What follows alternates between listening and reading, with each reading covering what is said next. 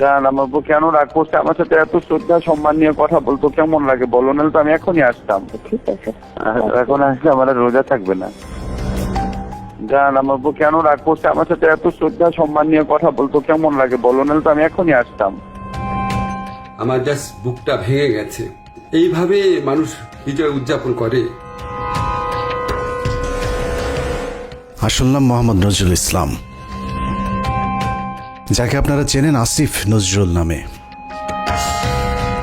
মোহাম্মদ নজরুল ইসলাম নাম পাল্টে যেভাবে আসিফ নজরুল হয়েছেন, ঠিক একইভাবে খোলস পাল্টে এক এক সময় এক এক পাত্রে হাজির হয়েছেন। পাত্র আলাদা হলেও পাত্রী হিসেবে আসিফ নজরুল সবখানে ফিট। কতটা ফিট সেটা জানতে আজকের পুরো অনুসন্ধান। আসিফ নজরুল স্যার, তুমি আসলে কার? কথায় আছে প্রয়োজনীয়তায় উদ্ভাবনের জনক। আসিফ নজরুল স্যারকে নিয়ে আজকের অনুসন্ধানটাও প্রয়োজনের প্রেক্ষিতেই করতে হয়েছে। অনেক জরুরি ইস্যুর মাঝেও আসিফ নজরুল স্যারের ইস্যুটাকে প্রাধান্য দিতে হয়েছে, কারণ তার হাতে আমাদের ভবিষ্যৎ গড়ার দায়িত্ব দিয়েছি আমরা। ইতিহাস গড়ার পথে যাত্রা করা ট্রেনের চালক যদি ভুল পথে যাত্রা করে, তাহলে এই জাতি আর কখনোই গন্তব্যে পৌঁছতে পারবে না। আসিফ নজরুল ওরফে নজরুল ইসলামকে সামনে রেখে সুখের স্বপ্ন নিয়ে 18 কোটি যাত্রী যে ট্রেনে চেপে বসেছে, সেই ট্রেন ভবিষ্যতে কোন দিকে যাবে সেটা অনুমান করতে চালকের অতীত সম্পর্কে একটু জেনে আসা বাঞ্ছনীয়। আসিফ নজরুলের অতীত কেমন সেটা জানার আগে ভারতীয় গোয়েন্দা সংস্থা বাংলাদেশে কিভাবে তাদের অপতৎপরতা চালায় সেটা একটু বুঝে আসতে হবে। বাংলাদেশের রয়ের প্ল্যান অনুযায়ী মোট 3টি লেয়ার কাজ করে। প্ল্যান এ সরাসরি ভারতের পক্ষে ঘোষণা দিয়ে কাজ করা, যেটা গেল 15 বছর আওয়ামী লীগ এবং হিন্দুরা করেছেন। রাষ্ট্রীয় গুরুত্বপূর্ণ প্রতিষ্ঠানগুলোতে বড় বড় পদ পদবি নিয়ে এরা সরাসরি ভারতের এজেন্ডা বাস্তবায়ন করেছে বাংলাদেশে। এমনকি শেখ হাসিনা নিজে ঘোষণা দিয়ে ভারতের পক্ষে কাজ করার কথা স্বীকার করেছেন। আমরা ভারতকে যে দিয়েছি সেটা ভারত সারা জীবন মনে রাখবে। দ্বিতীয় লেয়ারে থাকা রয়ের সদস্যরা কাজ করে গোপনে। তারা সরাসরি ভারতের পক্ষে কথা না বললেও ভারতীয় দূতাবাসের সাথে তাদের সার্বক্ষণিক যোগাযোগ রেখে ভারতের প্রয়োজনে সবকিছু করে থাকে। তৃতীয় লেয়ারে থাকা রয়ের সদস্যরা সবচেয়ে ভয়ঙ্কর।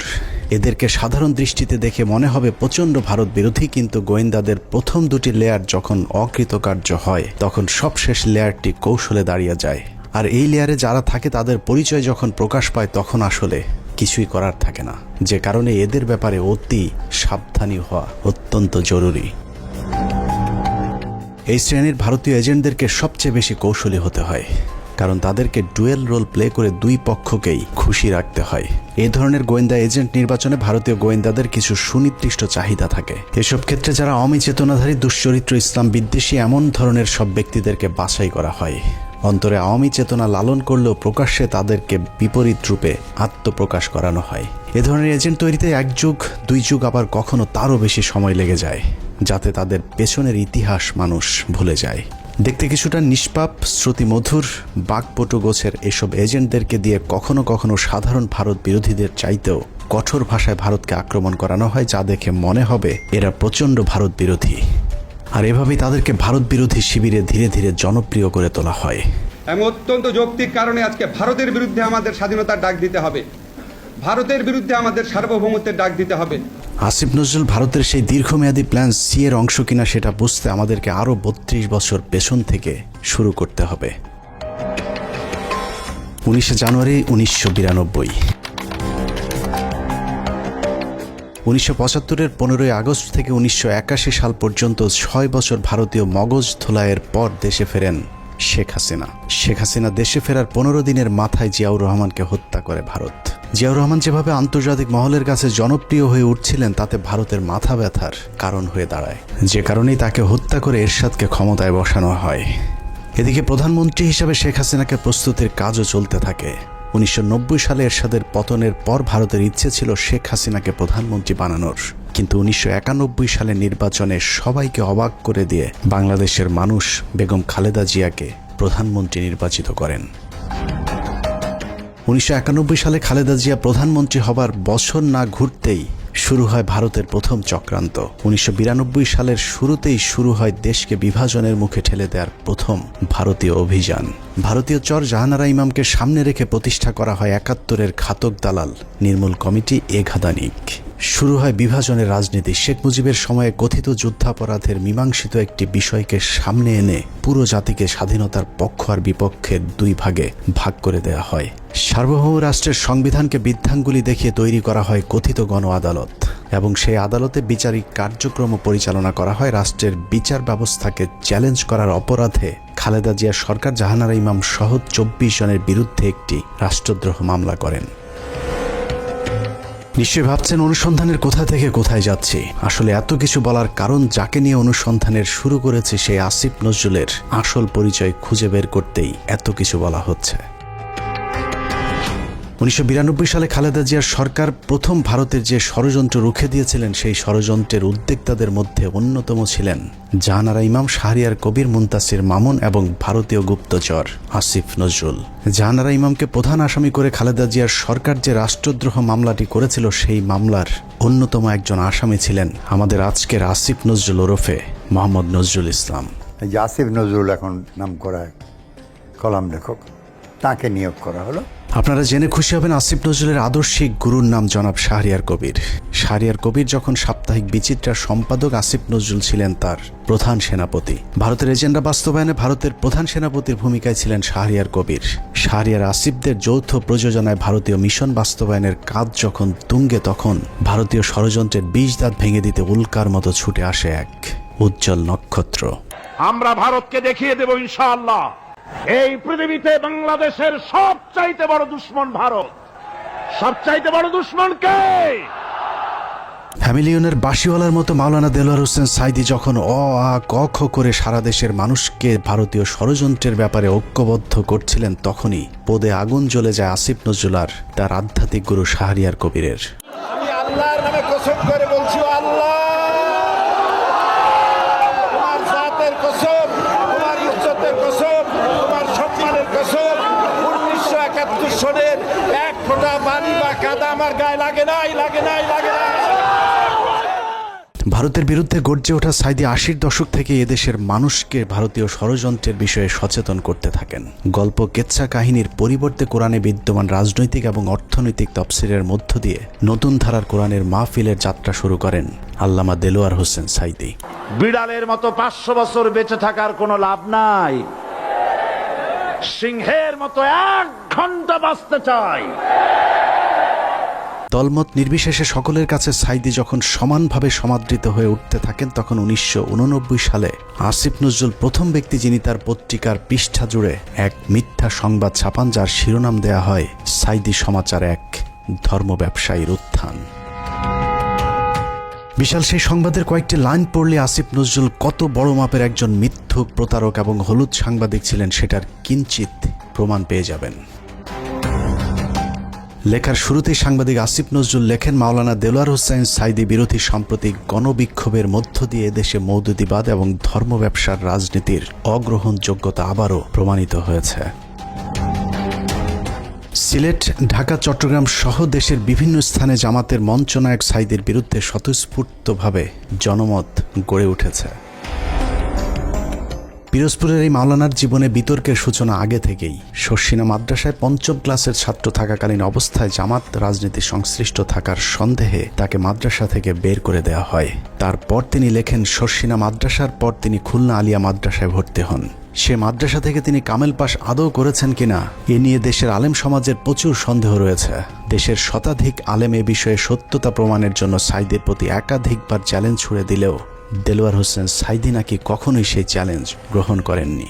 সাইদির ইসলাম শিক্ষার পরিপূর্ণতা নিয়ে প্রশ্ন থাকলেও তার কণ্ঠ চটলতা এবং শ্রোতা আকর্ষণ ক্ষমতা বরাবরই দ্বিধাহীনভাবে স্বীকৃত।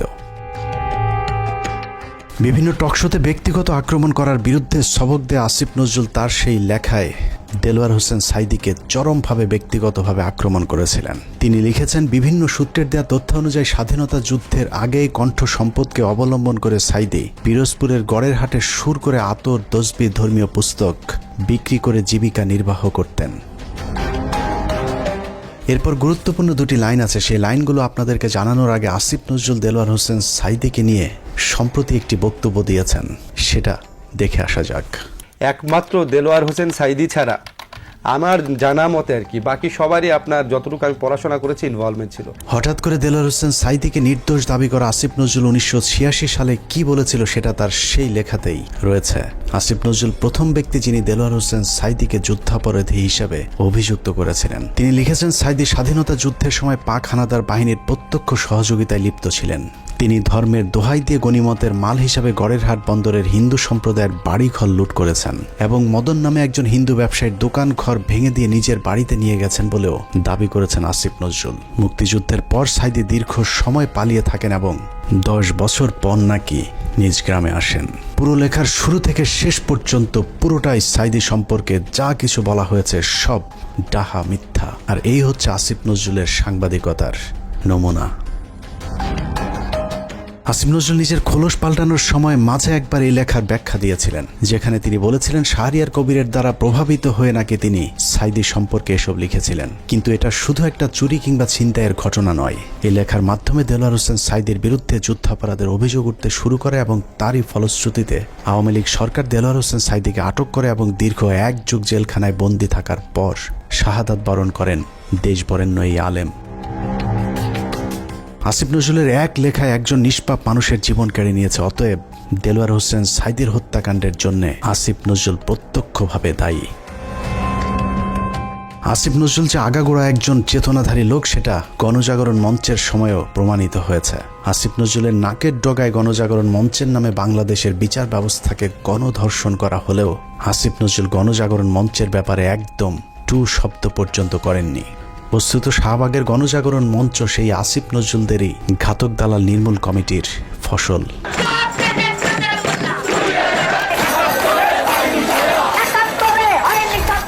আসিফ নজরুলের কাঁধে দেয়া ভারতীয় ষড়যন্ত্রের প্রথম অ্যাসাইনমেন্ট শেষ হয়েছে। আসিফ নজরুল নিজেকে পাল্টে এখন ভারত বিরোধী আর আওয়ামী বিরোধী প্রমাণের চেষ্টা করে যাচ্ছেন। মাঝে হজ করে এসেছেন, রোজাও রাখেন, রোজার মাঝে পরকিয়া করতে গিয়ে কাপড়ও নষ্ট করেন। এখন তুমি বাসায় একা একা বসে আছো, তো যত্ন নিচ্ছে?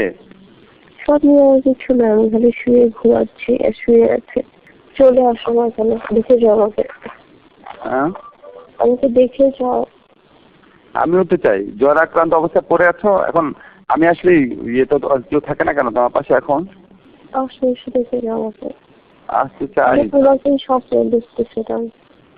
জান, আমার বউ কেন রাগ করছে আমার সাথে? এত শ্রদ্ধা সম্মান নিয়ে কথা বলতো কেমন লাগে বলো, নাহলে তো আমি এখনই আসতাম। চলে আসো, এখন তো আসবে না বাসায়। তোমার গাড়ি নাই? না, গাড়ি নেই। তুমি আসো না, কেউ আসবে না। এখন বাসার মধ্যে একটু জানলেই লাগছে আসতে। আচ্ছা ঠিক আছে, এখন আসলে আমার রোজা থাকবে না। আরেকজনের বউয়ের জ্বরে সেবার হাত বাড়িয়ে দেওয়া সমাজসেবক আসিফ নজরুল যে এখনো ভারতীয় জ্বর, চলুন তার আরও প্রমাণ দেখা যাক। রমনা বটমূল সারা দেশে সিরিজ বোমা হামলা, নারায়ণগঞ্জ গ্রেনেড হামলা থেকে শুরু করে বাংলাদেশে ভারতীয় গোয়েন্দা সংস্থার যে কটি বড় চক্রান্ত হয়েছে তার মধ্যে একটি 21শে আগস্ট গ্রেনেড হামলা। কতটা সূক্ষ্মভাবে 21শে আগস্টের ঘটনা ঘটিয়েছে তা নিয়ে আমাদের একটি অনুসন্ধান চলছে, যা কিছুদিনের মধ্যেই প্রকাশ করা হবে। সম্প্রতি 21শে আগস্টের মামলা থেকে তারেক রহমান সহ বিএনপির সব আসামিদেরকে অব্যাহতি দেওয়া হয়েছে। তার মানে বিএনপি এই ঘটনার সাথে জড়িত নয়। অথচ এই আসিফ নজরুলের স্বভাব সুলভ জোরালো ভঙ্গিতে বলেছিলেন 21শে আগস্ট গ্রেনেড হামলার জন্য দায়ী বিএনপি এবং ওই ঘটনাটি ধামাচাপা দেওয়ার জন্যও নাকি বিএনপি চেষ্টা করেছিল। বিএনপি কি এই হত্যার ঘটনা 21শে আগস্ট আক্রমণের ঘটনা ধামাচাপা দিতে চেয়েছে? অবশ্যই চেয়েছে। তারা জঘন্য রকম ভাবে ধামাচাপা দিতে চেয়েছে, হাস্যকর ভাবে ধামাচাপা দিতে চেয়েছে। এখন প্রশ্ন হলো আসিফ নজরুলের বক্তব্য কোনটা সঠিক? বিএনপি দোষী নাকি বিএনপি নির্দোষ? যদি এখন বিএনপির চাপে তারেক রহমানকে অব্যাহতি দিয়ে থাকে তাহলে তার পদত্যাগ করা উচিত। আর যদি আগের বক্তব্য মিথ্যা হয় তাহলে সেই মিথ্যা তিনি কার পরামর্শে বলেছিলেন সেই জবাব জনগণের সামনে দিতে হবে। আসলে আসিফ নজরুল আগে যা বলেছিলেন সেটাই তার আসল চরিত্র। এখন তিনি যা করছেন সেটা তার অভিনয়। উপরে উপরে নিজেকে আওয়ামী এবং ভারত বিরোধী প্রমাণের জন্য রক্ত গরম করার কথা বললেও আসিফ নজরুল আসলে একজন ভারতীয় জ্বর এবং তিনি যা কিছু করেন সবকিছু ভারতীয় থিঙ্ক ট্যাঙ্ক, ডেইলি স্টার এবং প্রথম আলোর অফিস থেকেই করানো হয়। অনেকেরই মনে হতে পারে আসিফ নজরুল আগে খারাপ থাকলেও এখন ভালো হয়ে গিয়েছেন, কিন্তু চলুন দেখা যাক আসিফ নজরুল আসলেই ভালো হয়েছেন কিনা। আমার জাস্ট বুকটা ভেঙে গেছে। এইভাবে মানুষ বিজয় উদযাপন করে। আপনার পলিটিক্যাল অপোনেন্টের উপর আপনার রাগ থাকতে পারে, আপনার পুলিশের উপর রাগ থাকতে পারে, এই জন্য এইভাবে নির্বিচার হামলা করা হবে। 5 তারিখ বিজয়ের পর আসিফ নজরুলের প্রথম ভিডিও বার্তা ছিল আওয়ামী লীগের প্রতি সমবেদনা জানিয়ে। আওয়ামী লীগকে বাঁচাতে তার কাকুতি দেখে মনে হয়েছে নিজ দলের নির্যাতিত মানুষের পক্ষে দাঁড়িয়েছেন আসিফ নজরুল। অথচ তার কয়েক ঘন্টা আগেও প্রায় 2000 মানুষকে নির্মমভাবে হত্যা করেছে এই আওয়ামী লীগেরই সন্ত্রাসীরা। একটা ঘটনা যেন আর না ঘটে। আমার প্রতি যদি আপনাদের বিন্দুমাত্র ভালোবাসা থাকে, যাদের ভালোবাসা থাকে, তারা এই কাজ করবেন না। আসিফ নজরুল সেই উপদেষ্টা যার কার্যালয় থেকে শেখ মুজিবের ছবি নামাতে সবচেয়ে বেশি সময় লেগেছে। আসিফ নজরুলের বাসায় প্রায় 2 মাস পালিয়েছিলেন সামন্তলাল সেন, যিনি জ্বালাও পোড়াও নাটকের মূল হোতা। আসিফ নজরুল তার চাচা শ্বশুর জাফর ইকবালকে আটক না করে দেশ থেকে পালিয়ে যেতে সুযোগ করে দিয়েছেন। অথচ 5 তারিখের 1 সপ্তাহ আগে যিনি আন্দোলনকারী ছাত্রদেরকে পাকিস্তানি রাজাকার বলে সরকারকে ছাত্র হত্যায় উস্কে দিয়েছিলেন। আসিফ নজরুল খুনের মামলার আসামি আনোয়ার হোসেন মঞ্জুকে পুলিশ আটক করার 1 ঘন্টার মাথায় ছেড়ে দিতে বাধ্য করেছিলেন। এই ঘটনায় আসিফ নজরুল তার এক সাংবাদিক বন্ধুর মাধ্যমে 5 কোটি টাকা নগদ ঘুষ নিয়েছিলেন। ঘটনাটি তদন্ত করলেই বেরিয়ে আসবে আসিফ নজরুলের তদবিরে আনোয়ার হোসেন মঞ্জু ছাড়া পেয়েছিলেন কিনা। অথচ মঞ্জুর ইত্তেফাক পত্রিকা গেল 15 বছর হাসিনার দালালি করেছে এবং আন্দোলনের সরাসরি ছাত্রদের বিরুদ্ধে অবস্থান নিয়েছিল ইত্তেফাক পত্রিকা। আসিফ নজরুল সেই উপদেষ্টা যার ইশারায় সাবের হোসেন চৌধুরী সহ একের পর এক আওয়ামী লীগের হত্যা মামলার আসামিরা জামিনে ছাড়া পাচ্ছেন। সূত্র জানিয়েছে প্রতিটি জামিনে আসিফ নজরুল মোটা অঙ্কের টাকা নিচ্ছেন। সবশেষ ঝিনাইদহের বিচারক জামিন দিতে না চাইলে তাকে ছুটিতে পাঠানোর ভয় দেখিয়ে ঝিনাইদহের আওয়ামী লীগের সাবেক এমপিকে জামিন দিতে বাধ্য করেন আসিফ নজরুল। ঝিনাইদহে নাশকতা ও হত্যা মামলায় গ্রেপ্তার আওয়ামী লীগের সাবেক 2 সংসদ সদস্যকে অন্তর্বর্তীকালীন জামিন দিয়েছে আদালত। আসিফ নজরুলের চাপে বিভিন্ন থানায় মামলা নিতে গড়িমসি করছে পুলিশ। কারণ আসিফ নজরুল গণহারে আসামিদের বিরুদ্ধে মামলা না দেওয়ার জন্য আওয়ামী লীগের পক্ষে দাঁড়িয়েছিলেন। তার দাবি শত শত মানুষের বিরুদ্ধে মামলা দেয়া যাবে না। অথচ আন্দোলনের সময় আওয়ামী লীগের হাজার হাজার সন্ত্রাসীরা ছাত্র হত্যায় অংশ নিয়েছিল। অথচ আসিফ নজরুল গণহারে মামলার বিপক্ষে। ঢালাও মামলার একটা খুব মারাত্মক একটা প্রকোপ দেশে দেখা দিয়েছে। এটা আমাদেরকে অত্যন্ত বিব্রত করে। এরই মধ্যে যেসব হত্যা মামলা হয়েছে তার অধিকাংশ আসামিকে ধরার কোনো তৎপরতা নেই। প্রায় সবখানে আওয়ামী লীগের লোকজন যেভাবে বুক ফুলিয়ে ঘুরে বেড়াচ্ছে তাতে মনে হচ্ছে এ যেন দেখার কেউ নেই। 15ই আগস্ট জাতীয় দিবস বাতিল করা হয়েছিল, সেই রায় স্থগিত করা হয়েছে আসিফ নজরুলের নির্দেশে। সবচেয়ে ভয়ঙ্কর বিষয় হলো যে ছাত্রদের প্রতিনিধি হিসাবে আসিফ নজরুল উপদেষ্টার পদ বাগিয়ে নিয়েছেন। সেই ছাত্রদের কতজন জুলাই হত্যাকাণ্ডে নিহত হয়েছিলেন তাদের সংখ্যাও এখন পর্যন্ত সঠিকভাবে গণনা করা হয়নি। যারা আহত হয়েছিল তাদেরও খোঁজ নিচ্ছে না সরকার। উন্নত চিকিৎসার অভাবে আহত অনেকে মৃত্যুর দিকে এগিয়ে যাচ্ছে। অথচ আগস্টেই বলা হয়েছিল তাদেরকে উন্নত চিকিৎসার জন্য বিদেশে পাঠানো হবে। বাস্তবে এখন পর্যন্ত একজনকেও বিদেশে পাঠানো হয়নি উন্নত চিকিৎসার জন্য। আমার এই শরীরে আমি কি করতে পারবো? যার হাত নাই সে শরীরে কি করতে পারবে? যার পা নাই তার সে কি? এখানে দেখেন চোখে অনেক গুলি আছে। আমার এলাকাতে আমার ছোট ভাই আমার একসাথে আন্দোলন করছে, ওর মাথার ভিতরে এখনো 2টা গুলি আছে।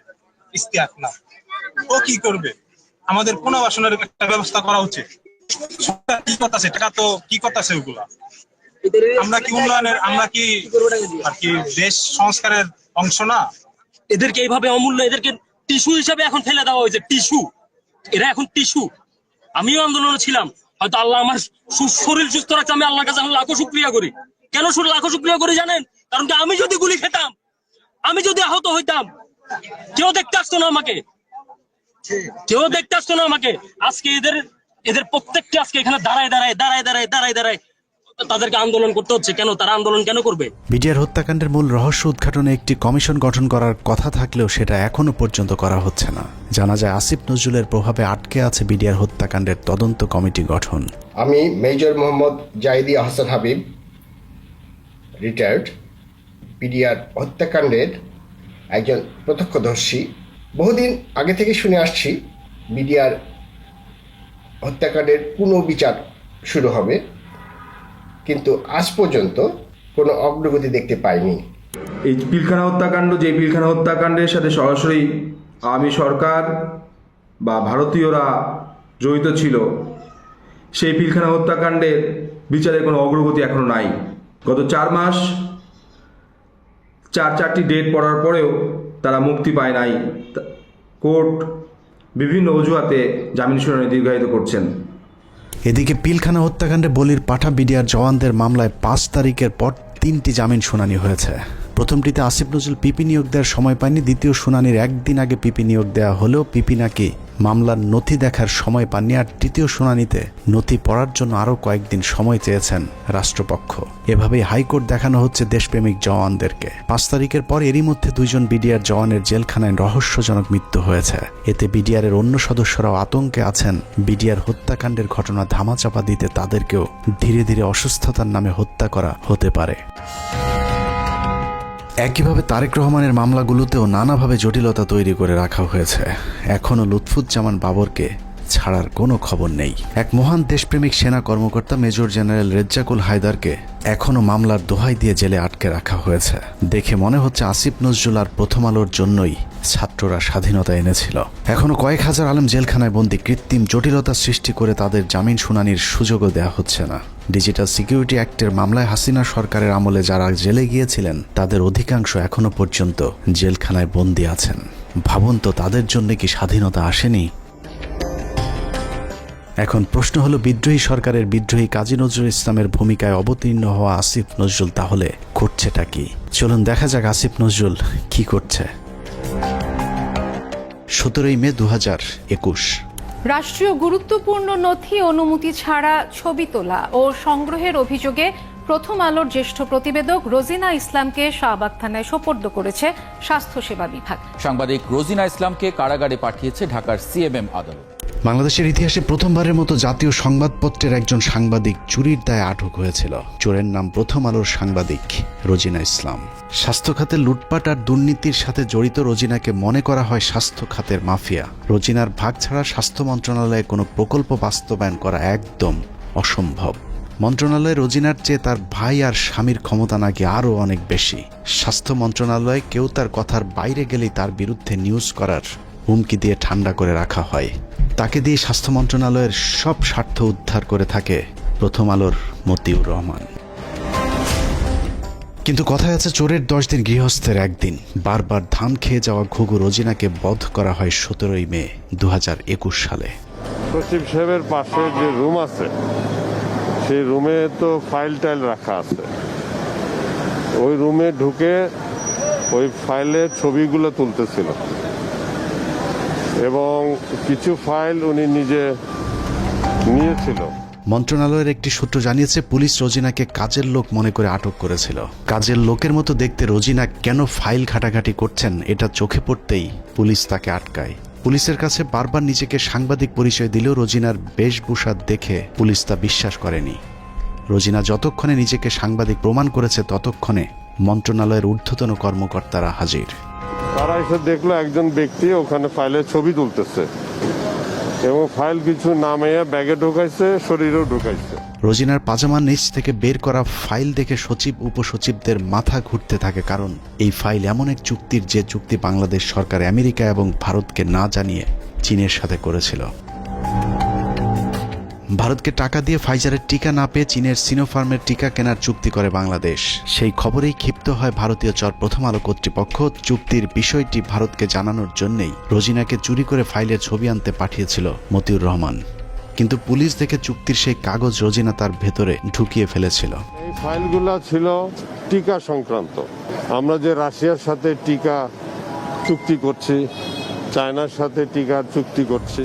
গ্যারান্টি দিয়ে বলে রাখলাম, প্রথম আলো রোজিনা সচিবালয় থেকে ফাইল চুরি করেছিল এবং এখানে এক ফোঁটাও মিথ্যে নেই। অথচ উপদেষ্টা হিসেবে আসিফ নজরুল প্রথম কার্যদিবসে রোজিনার মামলাটি খারিজ করে দেওয়ার আশ্বাস দেন। পরদিন মামলাটি খারিজ হয়ে যায়। প্রায় 3 বছর পর অফিসিয়াল সিক্রেটস অ্যাক্টে করা মামলা থেকে অব্যাহতি পেয়েছেন প্রথম আলোর বিশেষ প্রতিনিধি রোজিনা ইসলাম।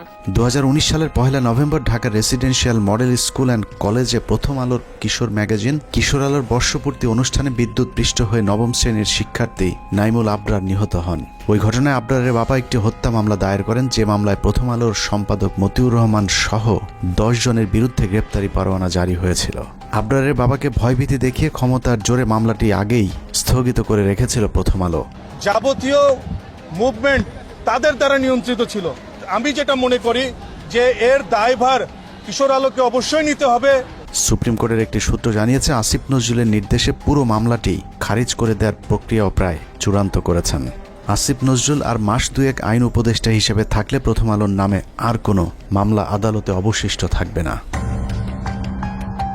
এখন প্রশ্ন হলো, আসিফ নজরুল কি শুধুই প্রথম আলোর সাংবাদিকদের বাঁচানোর জন্য উপদেষ্টা হয়েছেন? উনি কি জানেন এদেশে কত সাংবাদিক আওয়ামী লীগের বিরুদ্ধে কথা বলার কারণে দেশ ছেড়েছেন? এই প্রতিবেদন লেখা পর্যন্ত আইন মন্ত্রণালয়ের একজন পিয়নও আমাদের কাউকে ফোন করার সময় পায়নি। উল্টো প্রথম আলোর বিরুদ্ধে আমরা কোনো কথা বললেই মতির পক্ষে হামলে পড়েছেন আসিফ নজরুল সহ তার কিছু উচ্ছিষ্টভোগী। আমি স্পষ্ট বলতে চাই যে প্রথম আলো পত্রিকা তাদের সামনে, ওখানে ডিবি মুনির ছিলেন এবং তার বস ছিলেন এই পুলিশের সাবেক আইজিপি, তিনি তখন ছিলেন ঢাকা মেট্রোপলিটনে, তিনি পুলিশ কমিশনার ছিলেন। তো ওনারা আমাকে একটু মনে করছিলেন হুজুর টাইপের মানুষ, হাবাগুবা টাইপের হতে ভাবছিলেন, হাত করার পরই আমাকে একটু দূরে দাঁড় করেছিলেন। ওখান থেকে আমি পরিষ্কার দেখতে পাচ্ছিলাম যে প্রথম আলো পত্রিকার আমাদের সামনে লেখা, এবং শিরোনামটা আমি দেখে ফেললাম, ওখানে লেখা আছে যে আমেরিকান এমবেসি ও ভারতীয় দূতাবাসে আক্রমণের পরিকল্পনায় চট্টগ্রাম থেকে এই জঙ্গিদেরকে গ্রেপ্তার, একদম হেডলাইন এটা। তো এরপর ধারাবাহিক যে ঘটনা ঘটলো, এই আমাকে রাতের গভীরে জিজ্ঞাসাবাদ করা হতো, বিভিন্ন সময় আমাদেরকে নিয়ে জিজ্ঞাসাবাদ করা হতো। আমার সাথে আমার স্কুলের আরও দুজন টিচার ছিলেন, কখনো সম্মিলিত কখনো একা একা আমাদেরকে জিজ্ঞাসাবাদ করা হতো। আমার সাথে যেটা করছে সেটা আমি দেখছি যে ওনারা বিভিন্ন জিজ্ঞাসাবাদের সময় বিভিন্ন মিডিয়ার সাথে তারা ফোনে আলাপ করত। প্রথম আলোর বিরুদ্ধে নিরীহ মানুষকে জঙ্গি সাজানোর অভিযোগ নিয়ে 15 মিনিটসের পক্ষ থেকে একটি অনুসন্ধান করা হয়েছিল। গুরুতর সেই অভিযোগ তুলে ধরার পর আসিফ নজরুল প্রথম ব্যক্তি যিনি প্রথম আলোর পক্ষে ফেসবুকে পোস্ট করেছিলেন। একই অনুসন্ধানে ভারতীয় রয়ের সদস্য কালবেলার সন্তোষ শর্মার বিরুদ্ধেও গুরুতর সব অভিযোগ করেছিল বাংলাদেশের শীর্ষস্থানীয় কয়েকজন আলেম। সেই ঘটনাকে কেন্দ্র করে ভুক্তভোগীরা কালবেলা কার্যালয়ে অভিযোগ দিতে চাইলে আসিফ নজরুল তথ্য মন্ত্রণালয়কে চাপ দিয়ে বিক্ষোভকারীদের বিরুদ্ধে একটি বিজ্ঞপ্তি দেন। তথ্য মন্ত্রণালয় সেই বিজ্ঞপ্তি দেওয়ার পর আসিফ নজরুল সেই বিজ্ঞপ্তি শেয়ার করে আমাদেরকে হুমকি দেন, যদিও সংশ্লিষ্ট মন্ত্রণালয়ের উপদেষ্টা নাহিদ ইসলামও সেই বিজ্ঞপ্তি শেয়ার করার প্রয়োজন মনে করেননি। প্রশ্ন হলো, আসিফ নজরুলের আগ বাড়িয়ে কেন সেই বিজ্ঞপ্তি শেয়ার করতে হলো? আসিফ নজরুল এবং প্রথম আলোর প্রভাব কতটা শক্তিশালী সেটা বুঝতে দুটি ঘটনা তুলনা করা যাক। ডক্টর মোহাম্মদ ইউনূসের সরকার গঠনের পর ব্রিগেডিয়ার জেনারেল এম শাখাওয়াত সরকারের মুখপাত্রের ভূমিকায় ছিলেন। এটা অনেক বড় পার্টি এবং I have lot of respect for Awami League. বঙ্গবন্ধুর স্বপ্ন ছিল নষ্ট করবেন না, এটা আপনার নষ্ট করার কোনো অধিকার নাই। পার্টিকে রিঅর্গানাইজ করেন, একটা পলিটিক্যাল পার্টির মতো যেভাবে থাকে, ইলেকশন আসলে ইলেকশন কন্টেস্ট করবেন। আওয়ামী লীগের পক্ষে শাখাওয়াতের এক বক্তব্যে মন্ত্রণালয়ে ছাড়তে হয়েছে প্রভাবশালী এই উপদেষ্টাকে। এবার চলুন প্রথম আলো আর আসিফ নজরুল কত শক্তিশালী সেটা দেখা যাক। 5টা মিনিটের লেগে তুই খালি একটু আয়া পর, তোরে মাইরা আমি ঘুমামু ভাই, আমার ঘুম হয় না, তোরে মাইরা ঘুমামু, তুই একটু আয় ভাই, তুই নিশুদা দাদা, তোর মায়ে ঘুমায়, তোর মায়ে। নাটক চলচ্চিত্রের মাধ্যমে পরকীয়া সমকামিতা থেকে শুরু করে ইসলাম বিদ্বেষ, সমাজ ধ্বংসের অন্যতম মাস্টার মাইন্ড মোস্তফা সরোয়ার ফারুকী। মোস্তফা সরোয়ার ফারুকী সংস্কৃতি উপদেষ্টা হিসেবে শপথ নেয়ার পর দেশের শতভাগ মানুষ তীব্র প্রতিবাদ জানিয়েছিল। তারপরেও ফারুকীকে সরানো যায়নি, কারণ আসিফ নজরুল এবং প্রথম আলোর যুগ্ম সম্পাদক আনিসুলের অনেক পুরাতন নারী সাপ্লায়ার মোস্তফা সরোয়ার ফারুকী। আসিফ নজরুল দাবি করেছেন তিনি ফারুকীর উপদেষ্টা হবার বিষয়ে কিছুই জানেন না, কিন্তু আমাদের হাতে আসা তথ্য বলছে আসিফ নজরুল ফারুকীর অনেক পুরাতন বন্ধু। প্রায় এক যুগ আগে ফারুকী এবং তিশার বিয়েতে হাতে গোনা যে কজন মানুষ দাওয়াত পেয়েছিলেন, আসিফ নজরুল সেই ভাগ্যবানদের মধ্যে একজন। মোস্তফা সরোয়ার ফারুকীর মন্ত্রণালয়টিও আসিফ নজরুলের নিজে ছেড়ে দেয়া মন্ত্রণালয়। এবার প্রশ্ন আসতে পারে, ফারুকীর সাথে আসিফ নজরুলের সম্পর্ক আছে ঠিক আছে, কিন্তু প্রথম আলোর সাথে ফারুকীর সম্পর্কটা আসলে কি? এটাই আজকের অনুসন্ধানের সবচেয়ে গুরুত্বপূর্ণ বিষয়। আসিফ নজরুলের মতো হানি ট্র্যাপে পড়ে যারা প্রথম আলোর হয়ে কাজ করতে বাধ্য হন, তাদের জন্য প্রথম আলোর সবচেয়ে বড় ফাঁদ হচ্ছে মেরিল প্রথম আলো, এবং সেই সাথে সম্প্রতি যোগ হয়েছে চরকি নামে আরেকটি প্রথম আলোর ওটিটি প্ল্যাটফর্ম। চরকি নামক ওটিটির চক্করে ফেলে বিভিন্ন নায়িকার মডেলদের ক্যারিয়ার গড়ে দেওয়ার লোভ দেখিয়ে আসিফ নজরুলদের মতো খদ্দের সংগ্রহ করে প্রথম আলো। নায়িকা মডেলদের সাথে বিশেষ মুহূর্তের ভিডিও ধারণ করে আজীবনের জন্যে জিম্মি করা হয় রাষ্ট্রের বিভিন্ন গুরুত্বপূর্ণ পদে থাকা ব্যক্তিদেরকে। এই ফাঁদ তৈরিতে সবচেয়ে গুরুত্বপূর্ণ ভূমিকা পালন করে রেদওয়ান রনি আর মোস্তফা সরোয়ার ফারুকী, যার আড়ালে থেকে সব কলকাঠি নাড়েন প্রথম আলোর সাংবাদিক আনিসুল হক। মোস্তফা সরোয়ার ফারুকীর মতো একজন লম্পট কিভাবে উপদেষ্টা হলেন সে বিষয়ে সিদ্দিকুর রহমানকে প্রশ্ন করা হয়েছিল। প্রশ্ন করতে অভিনেতা সিদ্দিকুর রহমান বলেন, সবই ভারতের খেলা। রিহাবে আছিল ফারুকি, এটা তো জানি আমি। যখন রিহাবে ছিল তো অহংকার খাইনিও জানি আমি। এইটা ইউনিভার্সাল ট্রুথ। সালারা দেখবি যে মানুষটাকে 90% মিডিয়ার মানুষ তাদের বিরোধী, 10% তার পক্ষের লোক পাওয়া যাবে কিনা সন্দেহ। সেই মানুষটা আমি পুরো অবাক হয়ে গেলাম। সরে তার বানাইছে প্রথম আলো, এটা তো প্রথম আলো, বেসিক্যালি প্রথম আলো, বুঝছি? ডেইলি স্টার প্রথম আলো। উইকিপিডিয়ার তথ্য অনুযায়ী ট্রান্সকম গ্রুপের মালিকানাধীন মিডিয়া স্টার লিমিটেডের অধীনে প্রথম আলোর মাধ্যমে পরিচালিত চরকি নামক প্রতিষ্ঠানটির প্রধান পরিচালনা কর্মকর্তা রেদওয়ান রনি, আর চরকিতে সবচেয়ে বেশি কন্টেন্টের যোগানদাতা মোস্তফা সরওয়ার ফারুকী। নারী খেকো আনিসুল, ফারুকী আর রনি 3 মাফিয়ার হাতে জিম্মি হয়ে আছে বাংলাদেশের মিডিয়া জগৎ। প্রথম আলো চক্রের ফাঁদে পা দিয়ে অনেক অভিনেত্রী অন্ধকার জগতে জড়িয়েছে, আবার যারা তাদের ফাঁদে পা দিতে রাজি হয়নি তাদেরও ক্যারিয়ার ধ্বংস হয়ে গিয়েছে। তো আজকাল তো দেখা যাচ্ছে শেখ হাসিনার তারাইয়া যেই জিনিসটা হয়েছে, সেখানে সেই উপদেষ্টারা মানে উচ্ছিষ্ট করছে দেশটাকে। যেমন ফারুকির জন্য যখন এই ডক্টর ইউনূস বাইরে গেল, রাস্তাঘাট ভাইঙ্গা মানে শেখ হাসিনার মতে তার বদায় করতে চাইছে, সে নির্লজ্জভাবে নতুন উপদেষ্টাদের সাথে শপথ নিয়ে চাকরি করা শুরু করলে একদিনও চাকরি মিস করেন নাই। এই ফারুকি তো একটা সময় দেখতাম গাঞ্জা ছাড়া কিছু খায় না, হ্যাঁ। তারপরে তার একটু উন্নত হইলো অপিকরিম রেছাইরা, তার আগে বন্যার সাথে ছিল, তার আগে যে গান গাইছে কালী মহিলাটা ভুলে গেছে নামটা, ভুলে গেছে। তারপরে সে এতটাই অমঙ্গলজনক ছিল যে তার ভাই ব্রাদাররা যে প্রথম 4 জন তো জীবন এরা জীবন, আমরা যখন শুটিং করতেছি আশুতোষ জন্য বাইনোকুলার, তিন্নিকে ওরা যৌন হয়রানি এবং তাকে শারীরিকভাবে মানসিকভাবে এতটাই ভারাক্রান্ত করছিল। আমরা মামুন আমাকে বলছে যে আপনার আশুতোষ শুটিংটা বন্ধ করে দিই। এবং একাধারে তো আমি তো গাঁজা খেতে দেখছি, পরবর্তীতে শুনলাম তিনি ফারুকী রিহাব করে আসছে। এটা আমার কথা না, এটা একদম আপনারা যারা ভীষণভাবে ওনার সাথে সম্পৃক্ত সিদ্দিক ওরা এখনো বলতেছে যাচ্ছা গেল। এই ফারুকীর কর্মকাণ্ড শুনবেন। আমি রাজীব নামে ওদের তখন 69-এর সময় একটা এডিট খারাপ একটা কথা বলছে, আমি বললাম যে এই কথাটা তোমার মুখে মানায় না, তুমি কেন বললে যে এখান থেকে শিখছে। আমি উদাহরণস্বরূপ ওইখানকার এডিট দিয়ে বললাম তোজু এইটা ওইটা ওইটা। ফারুকী এতটাই মানে তখন গান্ধা চোটে ভুলে গেছে গে, সবই দরজা আটকাইয়া সব এডিগুলো রেখে আমাকে মাঝখানে এমন অপমান করলো, তোজু এরকম সেরকম সেরকম। আমি না হতভম্ব হয়ে গেলাম। ওর এইটুকু মাথা ছিল না তখন, নন ম্যাট্রিক বা ম্যাট্রিক হইলে যা হয়, পড়াশোনার তো মানে গদ বাধা কিছু নেই। পোটেনশিয়াল কি দিছে, 3 সাম 4 সাম, তারপরে মানে যা তা আর কি। আবার আমারটা সময় পরকিয়া, এখন আমার প্রেমের কথা বলতে পারে, বলতেই পারে। তো আগে বলবো আপনারা উচ্ছিষ্ট করেন না দেশটাকে। ফারুকী আমি মেনে নিলাম, অনেক শিল্পী তোমাকে বাধাই দিয়েছে। এভাবে প্রথম আলো কেন্দ্রিক এক সিন্ডিকেট গড়ে উঠেছে মিডিয়া পল্লীতে, যাদেরকে সুবিধা দিতে আসিফ নজরুলের মাধ্যমে ফারুকীকে উপদেষ্টা বানিয়েছে প্রথম আলো। যে কারণে হানি ট্র্যাপের শিকার আসিফ নজরুল সারা জীবন গণতন্ত্রের পক্ষে কথা বলেও গোটা দেশের মানুষের মতামতকে উপেক্ষা করে ফারুকীকে উপদেষ্টা করে রাখতে বাধ্য হন।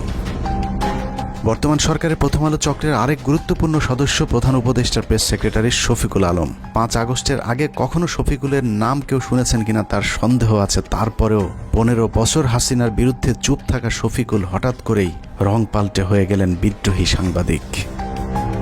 ডক্টর মোহাম্মদ ইউনূসের ভারত বিরোধী পলিসির কারণে শফিকুল আলম এখন ভারতের বিরুদ্ধে কথা না বললেও তিনি সরকারের ভেতরে বসেই ভারতের এজেন্ডা বাস্তবায়ন করছেন।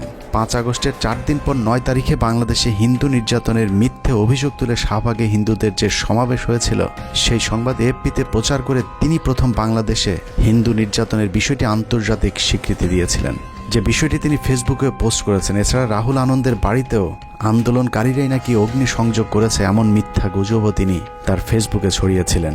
ডক্টর ইউনূসের আদেশ মান্য করতে ইদানিং শফিকুল হিন্দুদের উপর নির্যাতনের বিষয়টি অস্বীকার করলেও প্রেস সেক্রেটারি হবার আগ পর্যন্ত তিনি হিন্দু নির্যাতনের মিথ্যা গুজব তার ফেসবুকে প্রচার করেছেন, যা এখনও তার ফেসবুক ওয়ালে গেলে পাওয়া যায়।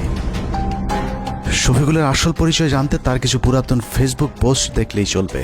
2020 সালে শেখ মুজিবের ব্যবহৃত জিনিসের প্রদর্শনীতে গিয়ে মুজিবের পছন্দের কালো কোট পরে ছবি পোস্ট করেছিলেন শফিক। অতীতে আওয়ামী প্রীতি এবং ইসলাম বিদ্বেষী এরকম অনেক পোস্ট রয়েছে শফিকুলের ফেসবুকে। 5 তারিখের পরেও অভ্যাসজনিত কারণে নিজের মুজিব প্রেম এবং ইসলাম বিদ্বেষী চিন্তার বহিঃপ্রকাশ ঘটছে তার বিভিন্ন লেখনীতে। 5 তারিখ শেখ মুজিবের মূর্তি ভাঙার ভিডিও শেয়ার করে শেখ মুজিবকে ইন্ডিপেন্ডেন্ট হিরো আখ্যা দিয়েছিলেন কথিত আওয়ামী বিরোধী সাংবাদিক শফিকুল আলম। আগস্টের 9 তারিখে শেখ মুজিবের নামের পরিবর্তে হযরত ইব্রাহিম আলাইহিস সালামের নামে এক্সপ্রেসওয়ের নাম পরিবর্তনে বেজায় কষ্ট পেয়েছিলেন শফিকুল আলম। শফিক লিখেছিলেন, শেখ মুজিবের নামের পরিবর্তে ইব্রাহিম আলাইহিস সালামের নাম দেওয়াটা একটা ফাজলামো। যারা মুজিবের নামের জায়গায় ইব্রাহিম আলাইহিস সালামের নাম চেয়েছেন তাদের বিচারের দাবি করে শফিকুল আলম লিখেছিলেন, যদি নাম পরিবর্তন করতেই হয় তাহলে ইব্রাহিমের নামের পরিবর্তে যোগেন্দ্রনাথ মণ্ডলের নাম দেয়া হোক। 15 বছর শেখ হাসিনা লুটপাটের উদ্দেশ্যে করা কোনো প্রকল্প নিয়ে শফিকের এত খারাপ লাগেনি যতটা মডেল মসজিদ করাতে লেগেছে। বিটিভির টকশোতে গিয়ে শফিক ক্ষোভ জানিয়ে বলেছেন, মডেল মসজিদ কেন বানাতে হবে? এই যে সরকারি ব্যয় আমার এত 560টা মসজিদ কেন করতে হবে? আমাদের মসজিদের কি অভাব পড়ছিল? বিএনপির ব্যাপারেও চরম বিদ্রোহী শফিকুল আলম।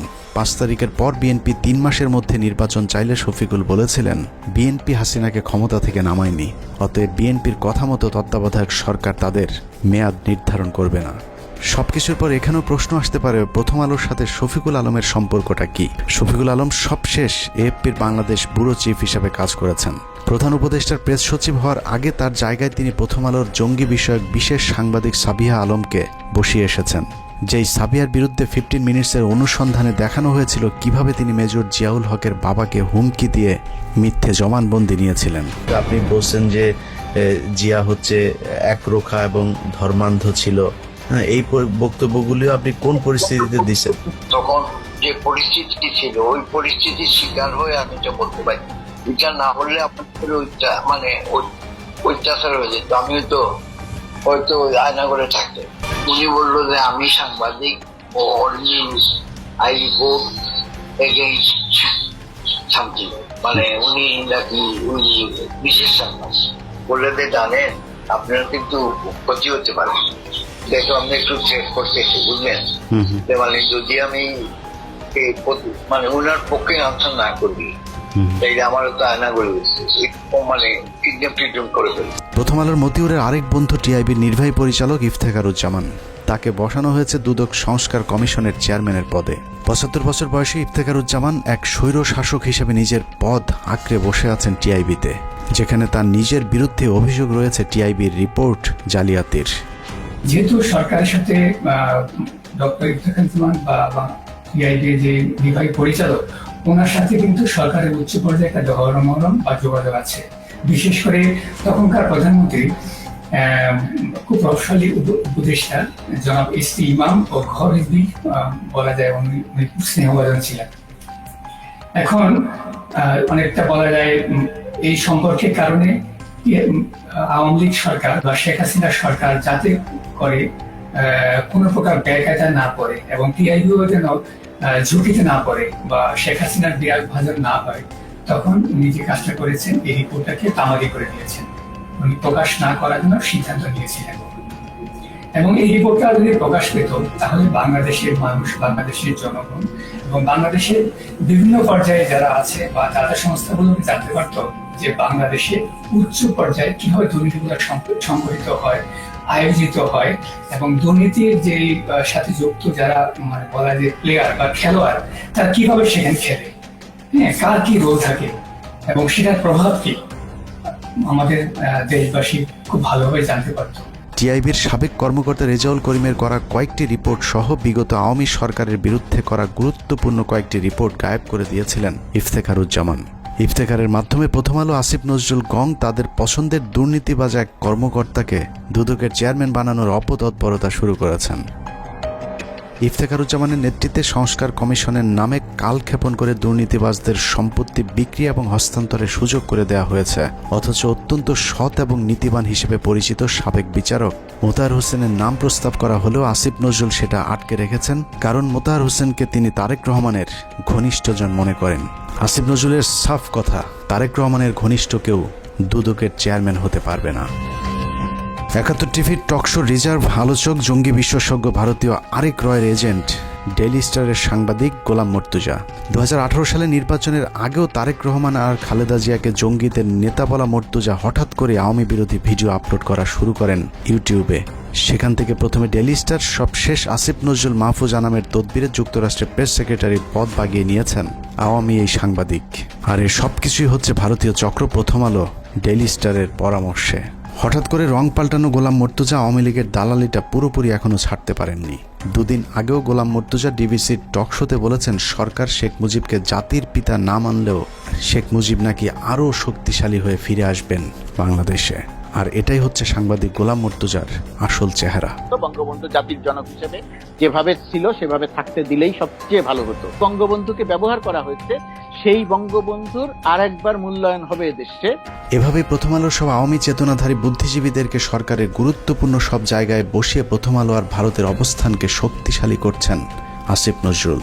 আসিফ নজরুল যে মন থেকেই সবকিছু করছেন তা নয়, অনেক কিছু সে না চাইলেও করতে হচ্ছে, কারণ আসিফ নজরুল অনেক আগে থেকেই তার আলু আরেকজনের ক্ষেতে বর্গা দিয়ে রেখেছেন। এই আলুর দোষে পুরো আইন মন্ত্রণালয় এখন আওয়ামী লীগ দখলে নিয়েছে। আসিফ নজরুল যেন নীরব এক দর্শক। বিষয়টা একদমই হাস্যকর নয়। আপনি কি জানেন আসিফ নজরুলের ব্যক্তিগত সহকারীকে? আসিফ নজরুলের ব্যক্তিগত সহকারী হচ্ছেন শামসুদ্দিন মাসুম, যিনি তত্ত্বাবধায়ক সরকার ব্যবস্থা বাতিলের মূল হোতা সাবেক প্রধান বিচারপতি ABM খায়রুল হকের ব্যক্তিগত সহকারী ছিলেন। নরেন্দ্র মোদীর সবশেষ নির্বাচনে জয়ী হবার পর শেখ রেহানার সাথে সফর সঙ্গী হয়েছিলেন আসিফ নজরুলের পিএস শামসুদ্দিন মাসুম। আপনার কাছে নিশ্চয়ই অবাক লাগছে যে খায়রুল হকের কারণে বাংলাদেশের সব সংকটের সূচনা তার পিএস কিভাবে আসিফ নজরুলের পিএস হয়। শুধু পিএস নয়, আইন মন্ত্রণালয়ের সব কলকাঠি নাড়ছেন শামসুদ্দিন মাসুম। আসিফ নজরুলকে ভাঙিয়ে মাসুম এরই মধ্যে শুরু করেছেন ব্যাপক চাঁদাবাজি। মাসুমের বিরুদ্ধে অভিযোগ উঠেছে রেবেকা মোহাম্মদ মিমি নামে এক নারীকে বিয়ের আশ্বাস দিয়ে গর্ভে সন্তান দিয়ে ছুঁড়ে ফেলার। স্থানীয় একটি পত্রিকায় মিমি অভিযোগ করেছেন মাসুমকে বিয়ের জন্য চাপ দিলেও তিনি আইন উপদেষ্টা আসিফ স্যারের ভয় দেখাচ্ছেন। মিথ্যে মামলা দিয়ে মিমিকে জেলে ঢুকানোর হুমকিও দিচ্ছেন আসিফ নজরুলের ব্যক্তিগত সহকারী শামসুদ্দিন মাসুম। মাসুম যাই করুক, আসিফ নজরুলের আসলে কিছু করার নেই, কারণ তিনি মাসুমের কাছে জিম্মি। আসিফ নজরুল কেন মাসুমের কাছে জিম্মি সেটা বের করতে পারলেই আজকের পুরো অনুসন্ধানের মূল রহস্য বেরিয়ে আসবে। শামসুদ্দিন মাসুম আসিফ নজরুলের ঘনিষ্ঠ হবার আগে আইন মন্ত্রণালয়ের আরেক কর্মকর্তা উম্মে সরাবন তহুরাকে আসিফ নজরুলের কাছে পাঠিয়েছিলেন, কিন্তু উম্মে তহুরা যে শামসুদ্দিন মাসুমের বেড পার্টনার সেটা আসিফ নজরুল একেবারেই জানতেন না। যতদিনে জেনেছেন ততদিনে আসিফ নজরুলের গোপন ভিডিও তহুরার হাতে। সেই ভিডিওর ভয় দেখিয়ে আসিফ নজরুলের পিএসের চেয়ারে বসানো হয়েছে শামসুদ্দিন মাসুমকে। আইন মন্ত্রণালয়ে আসিফ নজরুলের চেয়ার বড় হলেও ক্ষমতায় মাসুম আর তহুরা সবার চেয়ে উপরে, আর তাদেরকে দিয়ে প্রথম আলো আওয়ামীপন্থী কর্মকর্তাদেরকে গুরুত্বপূর্ণ সব পদে বসিয়ে যাচ্ছেন। এখানে প্রশ্ন আসতে পারে, তহুরা মাসুমের সাথে প্রথম আলোর সম্পর্কটা কি? আসিফ নজরুলকে হানি ট্র্যাপে ফেলা উম্মে তহুরা ছিলেন প্রথম আলোর সাংবাদিক। এ ধরনের অভিযানে কাজে লাগাতেই প্রথম আলো তহুরাকে জুডিশিয়াল সার্ভিসে চাকরি নিয়ে দিয়েছিলেন। অনেকদিন আগে প্রথম আলো রয়ের রোপণ করা সেই গাছে এখন ফল ধরতে শুরু করেছে, আর আসিফ নজরুল সেই ফলের ছুঁড়ে ফেলা বিচির মতো অসহায়। মাসুমের মাধ্যমে আসিফ নজরুল তার নিয়োগ বদলি বাণিজ্য চালিয়ে যাচ্ছেন। সূত্র জানিয়েছে আসিফ নজরুল তার স্ত্রীকে আমেরিকা পাঠানোর প্রস্তুতি নিয়েছেন এবং 5 তারিখের পর থেকে দুহাত ভরে টাকা কামাচ্ছেন এবং সেই টাকা যুক্তরাষ্ট্রে পাচার করবেন বলেও তার এক ঘনিষ্ঠ সূত্র জানিয়েছেন। এরই মধ্যে তার ঘনিষ্ঠ এক সাংবাদিকের মাধ্যমে $1.3 মিলিয়ন দিয়ে বাড়ি কেনার চেষ্টা করছেন আসিফ নজরুল। আপনি সংস্কার আমার তো এই সংস্কারের প্রতি এখনো বিশ্বাস নাই। তো আসিফ নজরুল, আপনি এত ছাত্রদের নিয়ে এত চিল্লাপাল্লা করেন, হই হুড়স্থুল করেন যে সংস্কার করে নাকি উল্টাইয়া দিবেন, তো আপনি একজন বিচারপতি নিয়োগ দিচ্ছেন কেন? এই সংস্কারটুকু না করে একজন বিচারপতি নিয়োগ দিচ্ছেন কেন? এভাবেই চলছে আসিফ নজরুলের সংস্কার। একদিকে ভারতীয় গোয়েন্দাদের শাখা অফিস ডেইলি স্টার প্রথম আলোর এজেন্টদেরকে বিভিন্ন জায়গায় বসানো হচ্ছে, অন্যদিকে আওয়ামী লীগকে বাঁচানোর সব চেষ্টা চালিয়ে যাচ্ছেন আসিফ নজরুল। মাঝখানে যে স্বপ্ন নিয়ে মানুষ জীবন দিল তাদের সেই স্বপ্ন অঙ্কুরেই বিনষ্ট হবার পথে। তারপরেও আমাদের দেশের কিছু মানুষ স্বপ্ন দেখে আসিফ নজরুলের হাত ধরে এই দেশ সিঙ্গাপুর হবে। তাদের সাথে আমিও একটু স্বপ্ন দেখতে চাই, আর সেই স্বপ্ন বাস্তবায়ন করতে হলে বাস্তবেও কিছু একটা হতে হবে। কিন্তু আসলেই কি বাস্তবে কিছুই হচ্ছে? আসিফ নজরুল সারা জীবন প্রবাসীদের জন্য মায়া কান্না করে আসলেও কার্যত প্রবাসীদের জন্য কোনো পদক্ষেপ নেওয়া হয়নি, অথচ সেই মন্ত্রণালয়টি এখন তার অধীনেই। এখনও সৌদি, মালয়েশিয়া, সিঙ্গাপুর সহ মধ্যপ্রাচ্যে যেতে আগের মতোই বাড়তি টাকা গুনতে হয়। এখনও কেউ মারা গেলে তাদের লাশ আনার টাকাটাও ওই পরিবারগুলোর জন্য বোঝা হয়ে দাঁড়ায়। সারা বছর ভারতের বিরুদ্ধে কথা বলে বিডিআর হত্যাকাণ্ড ধামাচাপা দেওয়ার চেষ্টা করছে আসিফ নজরুল। বিডিআর জওয়ানদের ছাড়ার কোনো ব্যবস্থা নেই। আওয়ামী বিচারকেরা এখনো পর্যন্ত তাদের বিচার কার্য চালিয়ে যাচ্ছেন। আওয়ামী লীগ আমলে জেলে যাওয়া রাজনৈতিক বন্দীরা এখনো জেলে পচে মরছেন, অথচ আসিফ নজরুলের কোনো ভ্রুক্ষেপ নেই। তারেক রহমানের বিরুদ্ধে মামলাগুলোর ক্ষেত্রে আইনের দোহাই দিয়ে আটকে রাখা হয়েছে। মাহমুদুর রহমানের মতো বিপ্লবীকে আইনের দোহাই দিয়ে জেলে ঢোকানো হয়েছে। কথায় কথায় আইন শেখানো আসিফ নজরুলকে উত্তর দিতে হবে কোন আইনে শেখ হাসিনাকে ক্ষমতা থেকে সরানো হয়েছে। আসিফ নজরুল উপদেষ্টাই বা হয়েছেন সংবিধানের কোন ধারায়? পুলিশ ধরার পর 3 হত্যা মামলার আসামি মুন্নি শাহ কোন আইনে ছাড়া পেলেন? রাতের আধারে আনোয়ার হোসেন মঞ্জুর কাছ থেকে 5 কোটি টাকা নিয়ে তারপর তাকে ছাড়তে বাধ্য করা সংবিধানের কত নম্বর অনুচ্ছেদে বর্ণিত আছে? আইন উপদেষ্টার চাচা শ্বশুর হলেই কি হত্যা মামলার ওয়ারেন্টের আসামিকে বিদেশে পাঠিয়ে দেওয়া যায়? তাহলে জাফর ইকবালকে আসিফ নজরুল কোন আইনে পালিয়ে যেতে সাহায্য করেছেন? সারা দেশে হত্যা মামলার আসামিরা নির্দ্বিধায় কোন আইনের বলে ঘুরে বেড়াচ্ছেন? বাংলাদেশের সংবিধানের কোন ধারায় তাদেরকে বাঁচানো হচ্ছে? পরিস্থিতি দেখে মনে হচ্ছে প্রথম আলোর তত্ত্বাবধানে সরকারের একটি অংশ আওয়ামী লীগকে বাঁচানোর আপ্রাণ চেষ্টা চালিয়ে যাচ্ছে। এত কিছুর পরও বিএনপি জামায়াতের এক শ্রেণীর নেতারা প্রথম আলো ডেইলি স্টারকে বাঁচাতে তাদের পাশে গিয়ে দাঁড়িয়েছে, অথচ 15 বছরে বাংলাদেশকে জঙ্গি রাষ্ট্র বানানোর কারিগর এই প্রথম আলো। শুধু বাংলাদেশ নয়, খালেদা জিয়া এবং তারেক রহমানকে জঙ্গিদের নেতা হিসাবে সারা পৃথিবীর কাছে তুলে ধরেছে এই প্রথম আলো ডেইলি স্টার। 2024 সালে বলে রাখলাম, প্রথম আলোকে ভারত মুক্ত করতে না পারলে এদেশকে আবারও ভুগতে হবে। সমস্যা হলো যেদিন বুঝবেন সেদিন আর কিছুই করার থাকবে না। ভারত আর আওয়ামী লীগ যদি আরেকবার সুযোগ পায় তাহলে এই দেশকে আর কখনোই স্বাধীনতার সূর্য দেখতে দেওয়া হবে না। কে কোন দল করে জানি না, শুধু এতটুকুই বলবো, প্রথম আলোর পক্ষে যে কথা বলবে সেই ভারতীয় দালাল। অতএব প্রথম আলো আর স্বাধীনতা একসাথে বাংলাদেশের মানচিত্রে থাকতে পারে না। এটা কোনো পত্রিকা নয়, এটা ভারতীয় গোয়েন্দা সংস্থার বাংলাদেশি একটি শাখা। আমরা কোনো পত্রিকা বন্ধ চাই না, কিন্তু প্রথম আলোর বিরুদ্ধে যে মানুষ হত্যার ভয়াবহ অভিযোগ উঠেছে তার বিচার যতদিন না হবে ততদিন তাদের বিরুদ্ধে আমাদের যুদ্ধ চলবে। তাদের পাশে যে দাঁড়াবে তাকেই শত্রু হিসেবে চিহ্নিত করা হবে। আল্লাহ হাফেজ।